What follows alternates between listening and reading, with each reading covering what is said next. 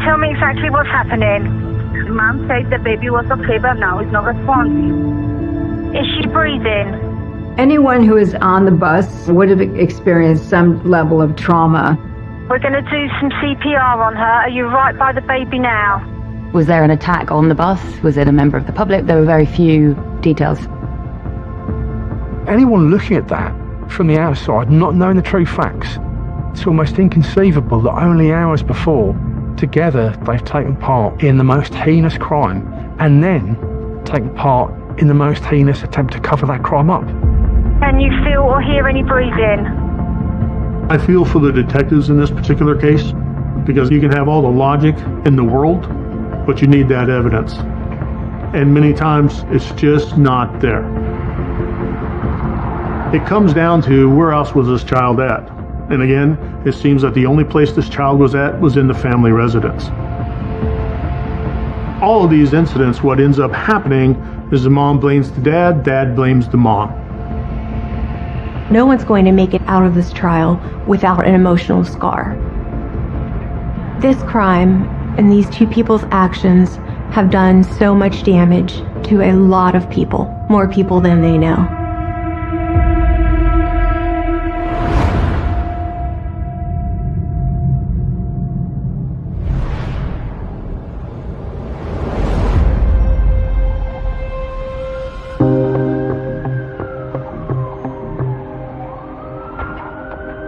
London's a very sprawling metropolis. We've got a very diverse community and we've got certainly a very diverse range of crimes. Far, far more than the rest of the country in my experience. Violent crime sadly is more prevalent in London. Stratford's in the borough of Newham, which is one of the biggest and fastest growing boroughs in London, and it's got a very, very diverse population. Compared to the rest of London, it's got levels of quite high deprivation.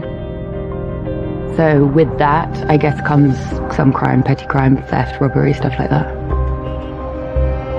There are significant pockets of crime within Stratford, such as violent crime, drug dealing, robbery, and things of that nature.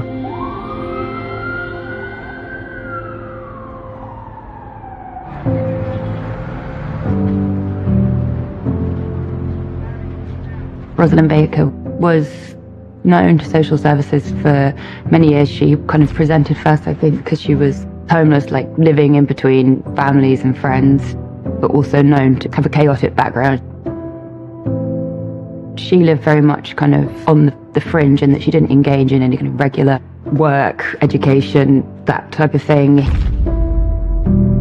She was an addict, and she was with Jeffrey Wiltshire, who was 23 years her senior. He had been a rapper. He'd fathered many children, 23 children from 18 women. And he was also an addict. He took heroin and cocaine daily.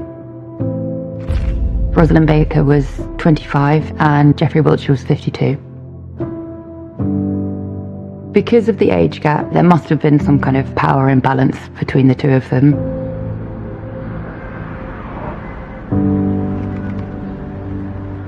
Imani was born really prematurely, aged 28 weeks, and so she spent her first 65 days in an incubator under kind of intense supervision. When Imani was in the incubator, her mother didn't visit as much as you would normally expect. Jeffrey didn't visit once, and Rosalind wouldn't tell social services what his name was, so he was very much not in the picture. When she was discharged, she went with her mother to stay with her grandmother in Colchester in Essex, and they stayed there until about 9 days before the bus incident. And then Rosalind left her mother's house. She told people she'd been kicked out and travelled to Newham to stay with Wiltshire in his bedsit in the Manor Park area.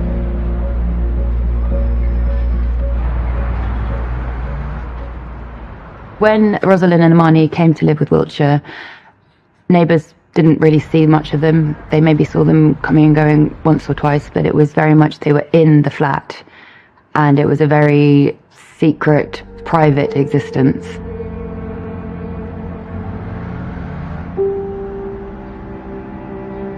I don't think Rosalind would have had any interaction with friends or potentially other women who could help her deal with a newborn baby. It would have been a very isolated existence for both her and the baby.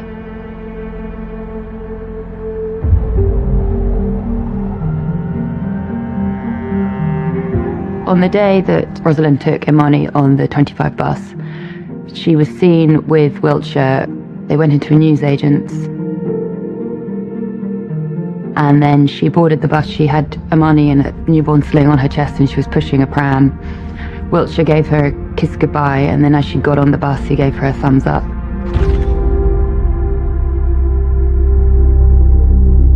So that was the initial starting point of how this whole thing began.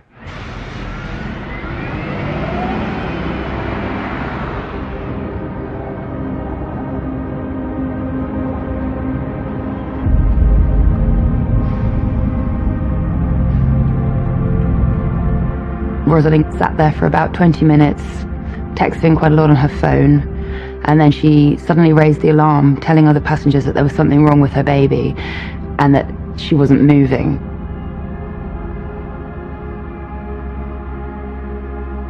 A call was made to 999. Hello, tell me exactly what's happening. The mom said the baby was okay, but now it's not responding. And what happens when you make a call out to 999, you're explaining that you've got a problem, there's a baby that's become ill potentially on the bus, and the operator talks them through a procedure. So it's really important you get close to the baby. I need to know exactly what's happening. So is the baby awake? No, the baby is not awake. Is she breathing? No, She's not breathing. no. Okay, so you need to get right by her, okay? Uh-huh. We're going to do some CPR on her. Are you right by the baby now? Okay, so what do you want me to do? The other passengers all stepped in and several of them tried to resuscitate Imani. All the while, Rosalind was quite impassive, again looking on her phone, not saying anything, to the extent that another passenger thought that one of the passers-by was actually the mother because she was so distressed. And they tried and tried to resuscitate her until an ambulance was called. Well, the people on the bus are just going about their ordinary day, and all of a sudden there's this emergency with a baby who might be dying. The scene was quite chaotic. When the ambulance service arrived, what you were greeted with was a lot of trauma in members of the public, and the only person that didn't seem to be in trauma or any kind of upset was Rosalind Baker.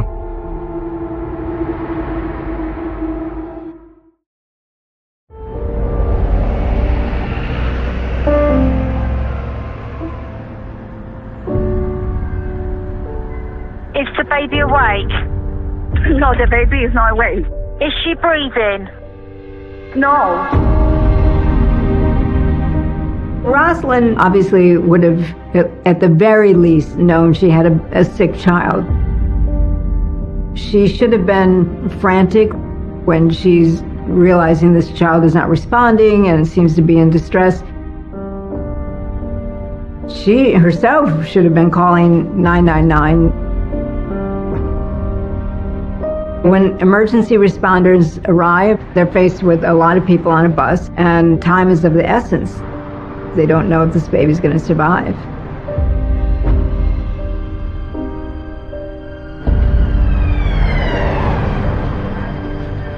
First responders would attend the scene, and it was at that point when a medical attention was brought that obviously the temperature of the baby was the first indicator that that baby had not just died.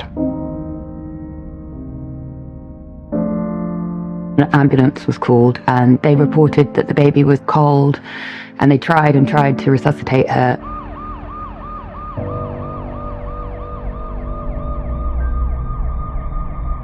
My suspicion in this case is that any health professional who encountered this baby around the time that she was found on the bus would immediately realise that the baby had been dead for some time.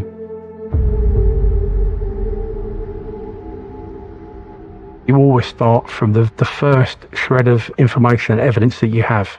In this case, what we were faced with was Rosalind Baker on the bus with that baby, the baby on the face of it, according to her, becoming ill, and then the intervention of the London Ambulance Service and the first responders. The child being on the bus creates problems for investigators because you don't have a crime scene. In this case, different people were trying to render aid to the child, trying to help her. So the crime scene is completely disrupted. And also, it's questionable whether the life-saving attempts caused some of the injuries or whether the injuries were there already.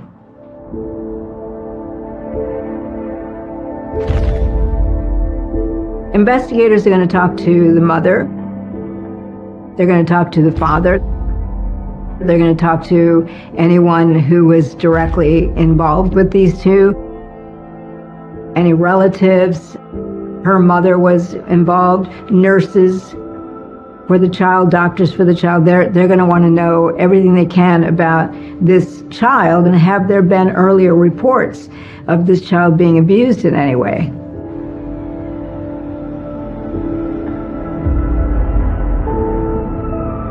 When the baby is brought to the hospital, it appears to have been cold for some time, and also to have injuries that are well beyond what might have happened with anybody trying to do CPR in this child.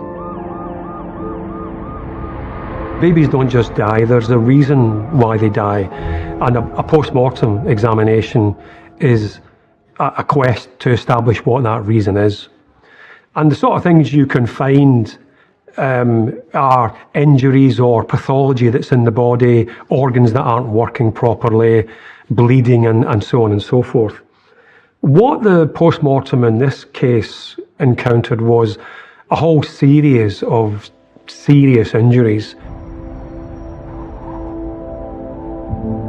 I don't think you need to be a pathologist to realise that a baby that has 40 rib fractures, a fractured skull, a subarachnoid hemorrhage, and an injury to the brainstem, these are not accidental injuries. These are injuries that have been inflicted by someone, and they've been inflicted over a period of time. It's almost hard to imagine anybody would inflict these kind of injuries against a 16-week-old baby. And the injuries that we found that had been inflicted was 40 fractured ribs that had been caused through gripping that baby.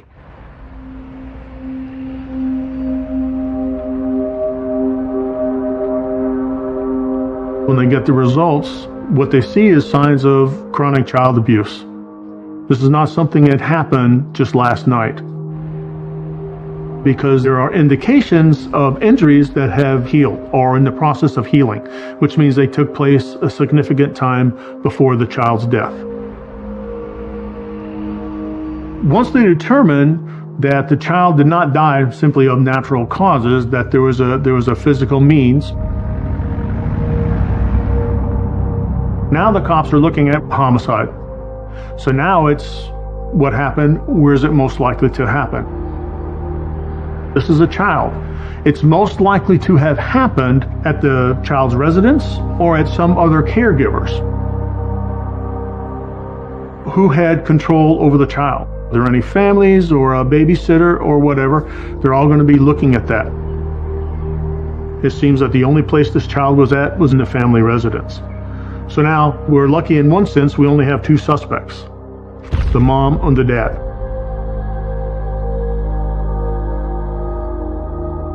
If Rosalind doesn't look as if she's really deeply affected by this baby's death, and there are other injuries on this child that can't be explained by whatever happened on the bus, that would raise certainly questions that maybe something has happened. She's already begun to distance herself from the child because she knew the child had died before she even got on the bus, or was at least about to die. And so something happened, and she knows what it is.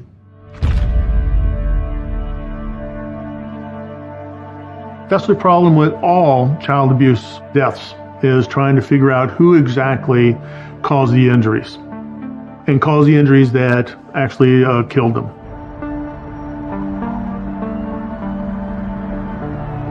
I feel for the detectives in this particular case, because you can have all the logic in the world, but you need that evidence to prove who exactly did it.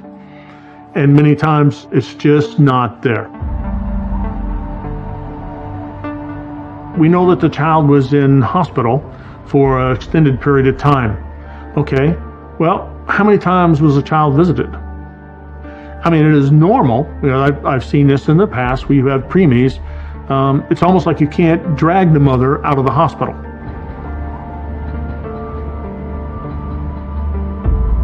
Poor Imani, who was only 16 weeks old at the time of her death, had been for the first 64 days of her life, so effectively half her life, had been hospitalised in a high dependency unit since birth, and the reason for that is that she'd been born prematurely. However, when we looked into the history of the parents, we'd found that Rosalind Baker had only visited 16 days out of that 64. So imagine that if that's your newborn baby, knowing that baby's very ill, very weak, may not survive, and you only visit her 16 days out of 64, that was a level of concern. And the next level of concern was that there was a reluctance to name the father, who was Jeffrey Wilshire. Wilshire, by the way, had never visited Imani in hospital for all her 64 days. So here, from the very, very inception of this inquiry, we could already identify that both parents seemed very, very distant from that child and her welfare.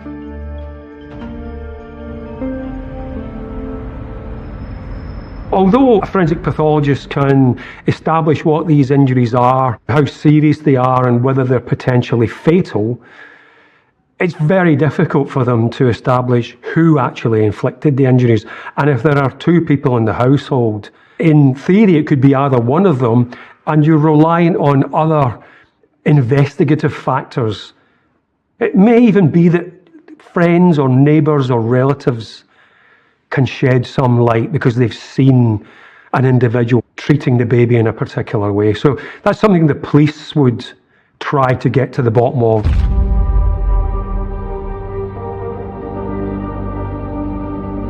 They were suspects simply because the circumstances of Imani's death and the initial account given by Baker just didn't tally.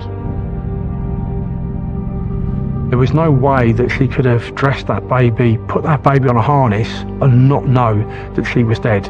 And obviously we later found out with the injuries that were very, very severe. And then we needed to identify who had access to Imani within the time frame of her death to definitively rule out anybody else. And Jeffrey Wilshire was arrested. Well, the approach was obviously to get a first account from them, and in the case of both of them, they were very cold, very emotionless. Bearing in mind, you put that into context, you've just lost your 16-week-old baby. You say, in terrible circumstances that were nothing to do with you, you're suggesting that baby's become ill. That is your defence at that time. In Baker's case, she gave a prepared statement simply saying that Imani had an accident a little while before, had fallen over, but had not sustained any serious injuries. And when we arrested Jeffrey Wilshire, he claimed to not even be Imani's father. And later he retracted that statement and actually claimed that the reason he told us that was because he was concerned that he had mental health problems and drug abuse issues that would be a concern to the authorities.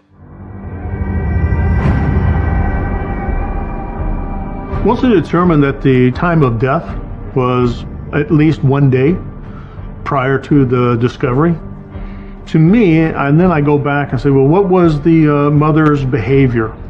What did she do? Well, she hit all the CCTV points, going in and going out. She's establishing an alibi. Because what they have to do, she has to cover what exactly happened and how normal this trip on the bus was going to be. How normal?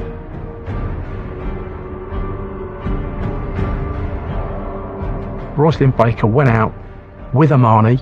She was fully dressed and was in a baby harness, positioned with her face, and I believe there's a reason for that, because there was an injury to the eye facing Rosalind's chest. Again, covered up. But they went out in public. So they've gone out in public on the streets of London, deliberately putting themselves in a position where they know they're going to be subject to CCTV surveillance, with the baby apparently well.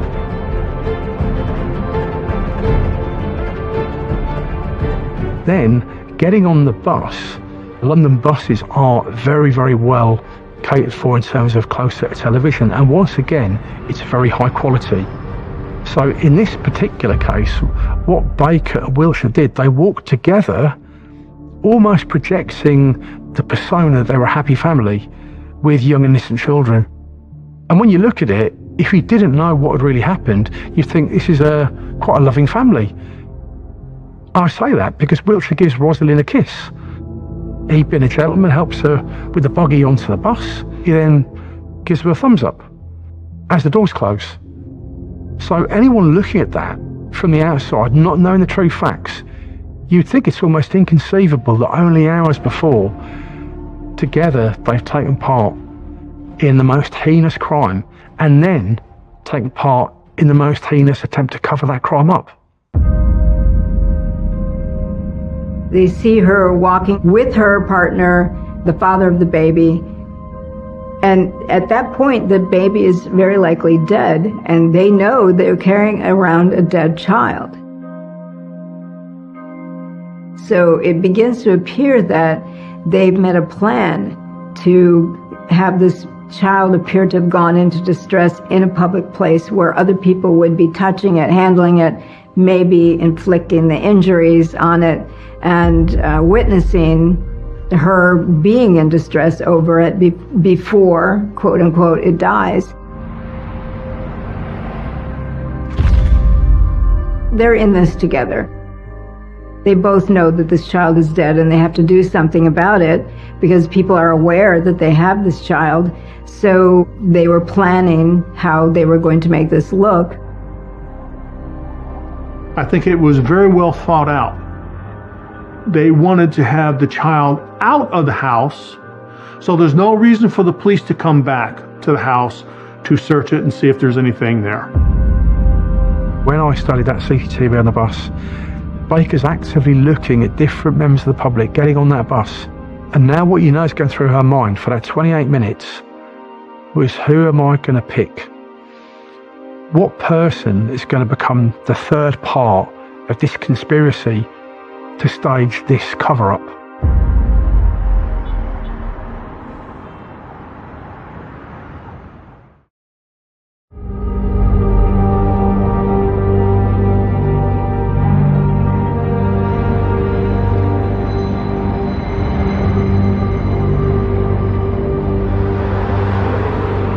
Because of the very conclusive post-mortem results which showed that Imani had been dead for up to 24 hours before the bus, it was very clear that this wasn't an accident. So the police knew early on that this was a serious crime. What we managed to determine was that Rosalind Baker moved from her mother's house in Colchester in Essex into the Stratford area, where Wiltshire had a small flat. And they were there for the week leading up to the death of Imani. We knew then, with this timeline from the post-mortem, that Imani had died 24 hours or so prior to the discovery of the body of the bus. So we knew that she'd been there for the week. So what was very, very important to determine was all that catalogue of injuries. Could we determine when they had occurred? So to determine this, we actually used some of the United Kingdom's foremost bone injury experts that could actually tell us, through the post-mortem examination and the findings, that these injuries had occurred at 3 different stages that could be timed within that last week. That was within the week that we knew Imani was in the so-called care of both parents, Geoffrey Wiltshire and Rosalind Baker.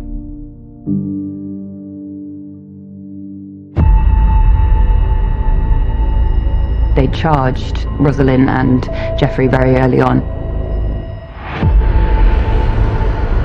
When it came out that they'd been charged on murder charges, there was a sense of real horror because there were so few details that emerged, but what we were told was really shocking, that a 3-month-old baby had died of head injuries on a bus. So without any more context, you start to think, was there an attack on the bus? Was it a member of the public? Was it, there were very few details, but what we did know was horrible.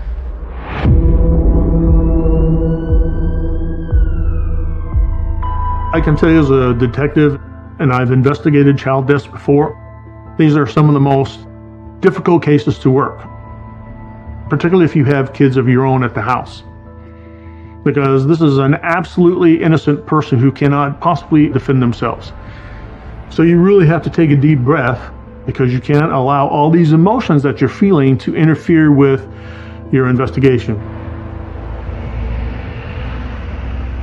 Whenever you investigate the murder of a child, and I've investigated several, it's a very different kind of case to investigating the murder of an adult in quite a number of ways. Firstly, on a personal level, we're all humans, we all have emotions, and so did my team. It's quite a harrowing thing to investigate when you're uncovering detail of most unimaginable cruelty and unspeakable acts that you don't think any human being could ever perpetrate, but these two did. So there's that element, but you put aside any personal feelings and then you look at how you'd investigate it. Well, in a homicide of an adult, they've got a background, and normally you're looking for the motive as to why that murder's taken place. In a case of a 16-week-old baby, that baby has had very little life, and half the life that she had was obviously in a high dependency unit in hospital. So there's no background in terms of that baby and any contact with anybody else.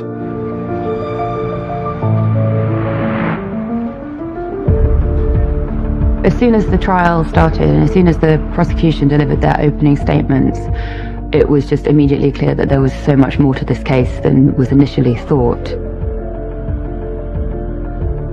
The trial, I thought, was a very interesting trial because, bearing in mind the engagement we'd had with Baker and Wiltshire, what we'd seen from them was that they were very cold, very much in denial of any wrongdoing, and so it's going to be interesting to see, firstly, would they give evidence in their defence, and if so, how would they come across? What were they going to say? They don't have to prove anything. It's for the prosecution to prove their guilt beyond a reasonable doubt. So they, as defendants, they could have sat in the defendant's box deciding not to give evidence and to let the prosecution prove, or try to prove, their guilt. Interestingly enough, what both of them decided to do, because they were charged with the same crime sitting in the dock together, they decided to engage in what is known in English law as a cutthroat defence. So they both blamed each other.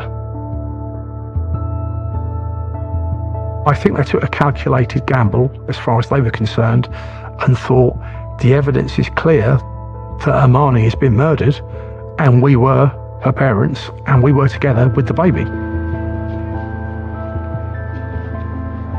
Baker decided to go into the witness box, and her evidence essentially was that she had woken up on the 28th of September and Jeffrey Wiltshire had said to her, "I've killed the baby. Now this is what you're going to do." And she painted Wiltshire as a coercive domestic offender that had abused her over a period of time. And she said that she went along with it because she was in fear. Wiltshire apparently, according to her, had dressed Armani, and then Baker then put Armani in the harness and put Armani around herself, knowing her own daughter was dead, and then went along with this facade, this charade in the street. But here's the thing, if that were actually true, and it was imminent fear of danger or harm to herself that she really feared, the moment that she got on that bus, knowing that she could give evidence against Wiltshire and involve the police, why didn't she do that? We then heard a different side to Rosalind's story, because at first when she gave a police statement, she said, oh no, my partner wouldn't do anything like that to her. She didn't notice any injuries, just a small mark above her eye. And then we start to hear of details that Wiltshire was abusive and controlling or taking drugs every day. So it's a much bigger kind of picture of neglect and depravity.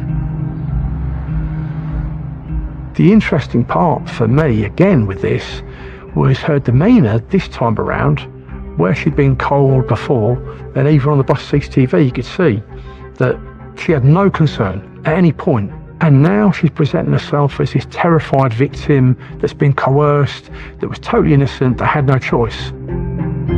All of a sudden, Baker became confrontational, became a different person. And so really, once her bogus account was properly probed in the witness box, it fell apart, as did Baker, and her real character came out. And that was seen by all, including the jury.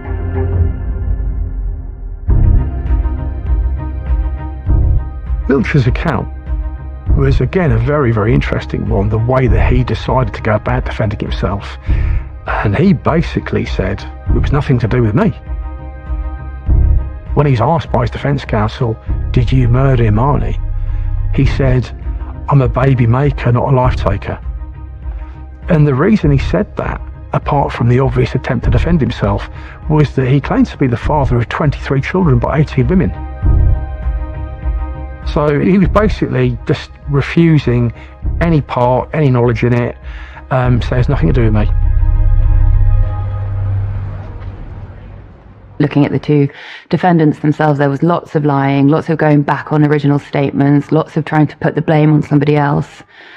I feel that Rosalind's statements were the ones that was kind of, she was tripping herself up the most. And it was clear that they weren't in this together anymore. They definitely, diverged and were trying to blame each other.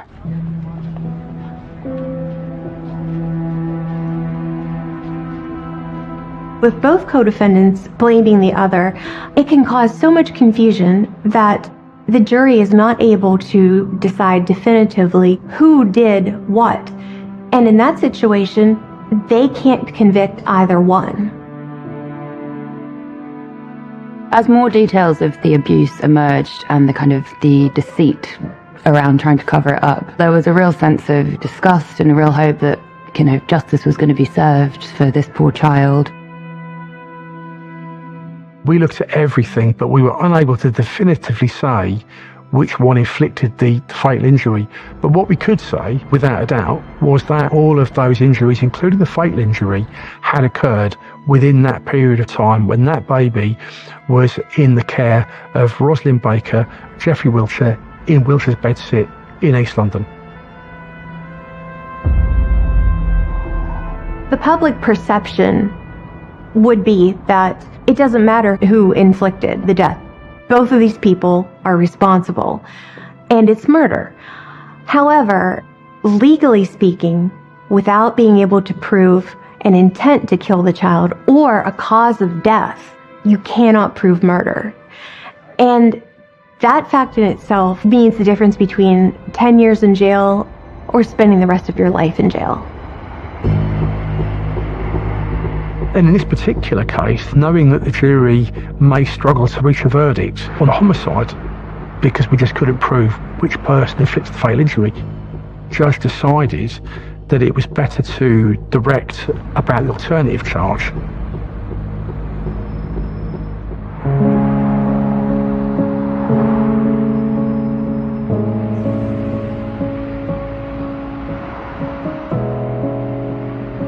Some of the other passengers on the bus actually gave really, really compelling evidence at the trial, and they spoke of how they were trying really hard to revive this little body, this little girl, thinking that there might be a chance that they could save her life.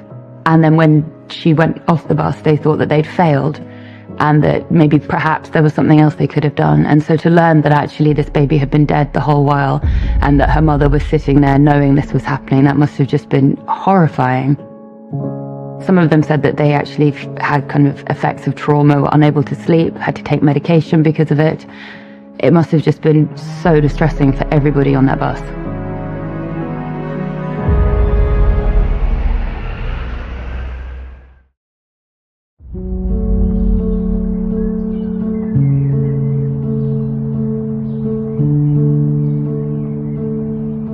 The prosecutor told jurors that Rosalind Baker enacted what's been described as a nightmare charade, claiming her baby had fallen ill. Passengers tried to help. They were panicking and distressed, compared to Baker, who was noted to be calm and cold. Many homicide cases that I dealt with, when a jury goes out, I was always nervous. I was always confident in the evidence we presented, but always nervous, only because there's so much riding on that particular case. You know, you've got a victim murdered, you've got a family wants justice for the victim themselves. And when you've worked hard to get all of the evidence that you possibly can, and it's sufficient to present that case to a jury, you obviously want to get the right verdict. So I was nervous but confident.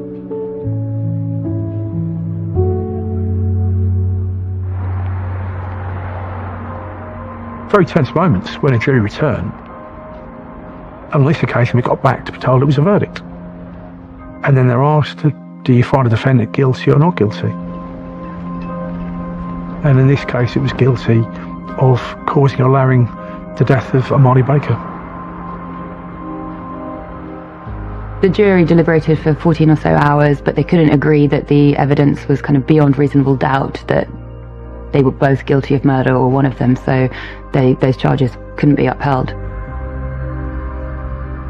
Ultimately, they're not able to prove murder.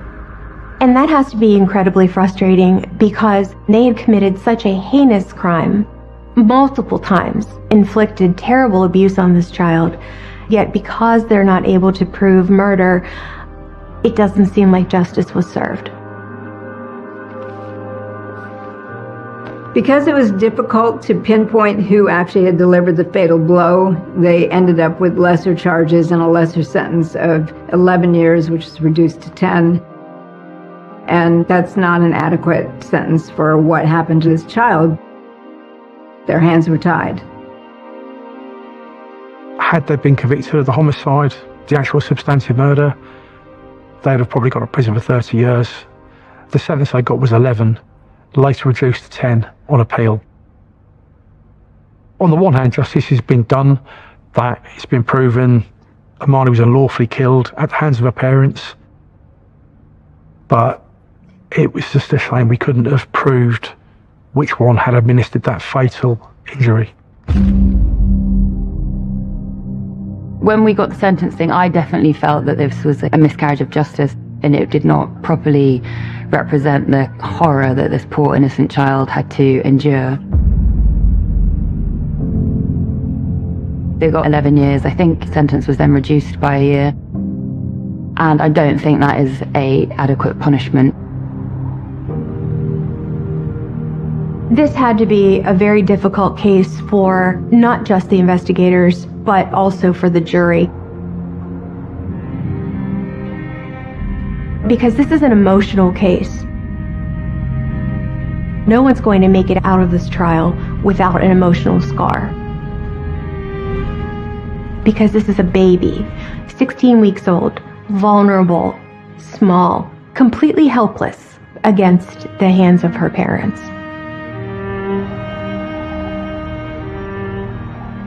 It can be very frustrating when you know that this particular person did that crime. You know it. But they're let off with a lesser offense than what they should have. Sometimes what you have to do is you just got to suck it up because there's nothing you can do about it. That is the justice system. Looking at the whole staged plot itself, it seemed that the reason they did it in such a busy public bus was because they wanted to bring as many people as possible into their deceit. But in doing so, they've actually affected so many people and traumatized so many people. Some of the people who are on the bus say they can now no longer take buses because they feel so scared about what happened that day. And also, this was an incident where people of the community really did step in to help, and it was all in vain, and there's a sense that they might not do that again because they don't want to be used in someone else's horrible plot.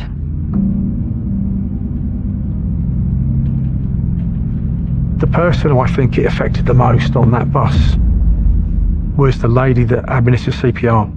And I spoke to that lady at length after she gave evidence. And she gave evidence, and she was from Italy, a lovely lady, was just on her way to work that day. And that lady was totally innocent, minding her own business, wanted to do the best she could. And when she discovered that this baby was cold as ice, as she described it, and then saw the bruise under the eye, you know, and still administered CPR, even though she may well have known that she was dead. But it was an horrific thing for her, and her everlasting thoughts after was that she could not get on a bus again. She didn't want to travel on public transport again. If she saw a baby, you know, she'd be upset because she was worried the same thing would happen again. And that's the level of trauma that Rosalind Baker subjected this lady to.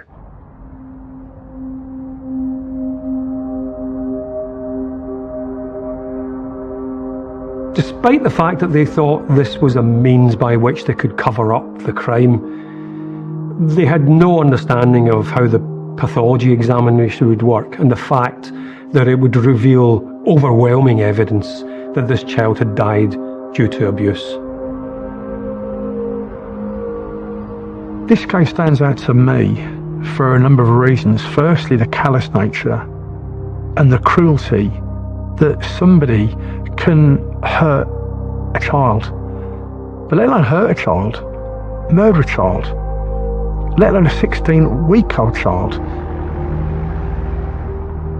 We can identify the warning signs, and the warning signs were there in this case, but unfortunately many of these systems are overloaded and they can't follow up on every single difficult case, so lots of cases, you know, just don't get the attention that they need. And I think had there been enough resources, this baby probably would have been saved.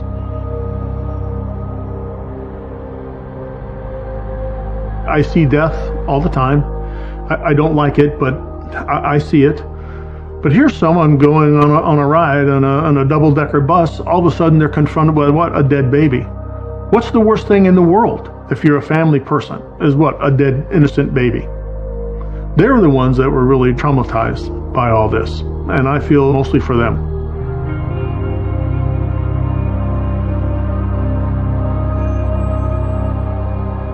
Looking back at this case, there's so many parts of it that kind of ignites different emotions, anger, frustration, but the overwhelming sense of this just pure sadness and pain you feel for this little girl.